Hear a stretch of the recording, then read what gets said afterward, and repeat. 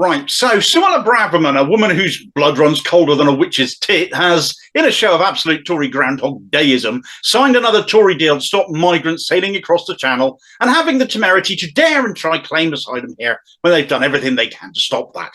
I thought Brexit gave us control of our borders back, but of course, that's the thing with borders, isn't it? You always share them with another country. So for all the Brexiteer bluff that we don't need the EU, we don't need anyone else, we're sovereign and all of that, we still need to play well with others, and that's more difficult these days now we've Brexited in the cack-handed way it was done, especially with so many people too often elevated by our crappy media, and not least including too many red-faced puffing politicians braying about how we've left and how the rest of us just need to get over it, gammon style. Of course, the easiest way to shut such people up is to ask them to name a Brexit benefit, because under the circumstances, we're very much still waiting for one.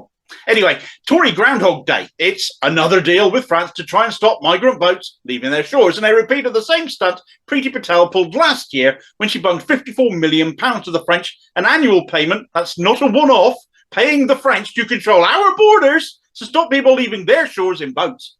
France has a huge coastline. Our south coast is not insignificant either. It's a sticking plaster solution with more holes in it than Swiss cheese, hence boats still very much getting through. Though, of course, we must never forget many don't make it. It's all designed to look like the government are trying to do something, but botching it as usual. And when stopping the boats leaving wouldn't work, Patel demanded boats be turned around at sea, of course, didn't she? In defiance of maritime law, to the disgust of the French, who clearly put more value on life than Patel did, not to mention our own Navy and RNLI, who flipped the proverbial bird at her over it. The messaging cut through, though, as reports of fishermen and the like trying to block dinghies from reaching our shores sadly do exist. But to the here and now, and Suella Braverman has done a deal where we're going to attempt to stop people leaving French shores. Again, she's increased the annual bung from £54 million to £62 million, during a cost of living crisis here, of course. Our own police are now likely to be patrolling French shores, pulled away from their duties here to appease Tory racism instead. Leaky Sue, the 6-time security breacher, leaving us less secure with already not enough police because dinghies are the biggest threat, apparently.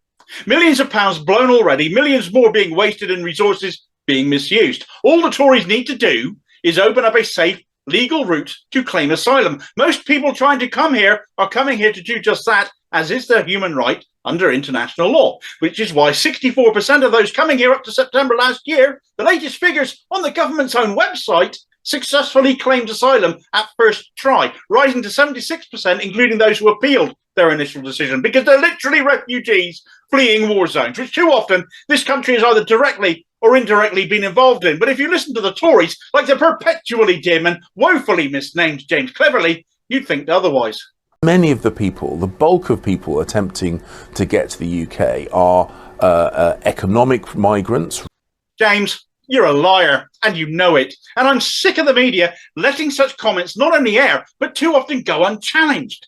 Since 2018, the Tories have spent £175 million trying to fix a problem that is easily rectified if they just get over their own racist attitudes, stop promoting them in the mainstream media, and actually create a safe legal route. No more dangerous dinghy crossings, no more people smugglers cashing in on their plight, no more wasted resources in the Channel when we've enough real problems elsewhere.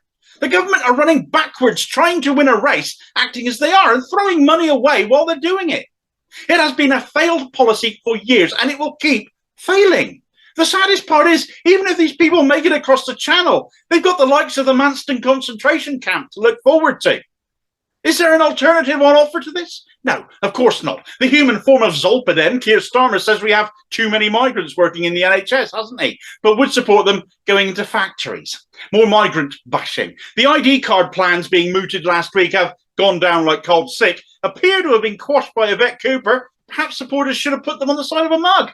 Refugees and asylum seekers, international students, families separated by circumstances, none of them are illegal. All are welcome to come and make their case to stay here. But we have a government intent on using the fact we're an island to stop them reaching our shores to do so. End the deaths at sea, end the concentration camps, because this isn't what most Brits want, no matter how many politicians go on TV and say the opposite completely unchallenged. I refuse to believe for one moment that the majority of people in this country are so cruel that they support what is going on here.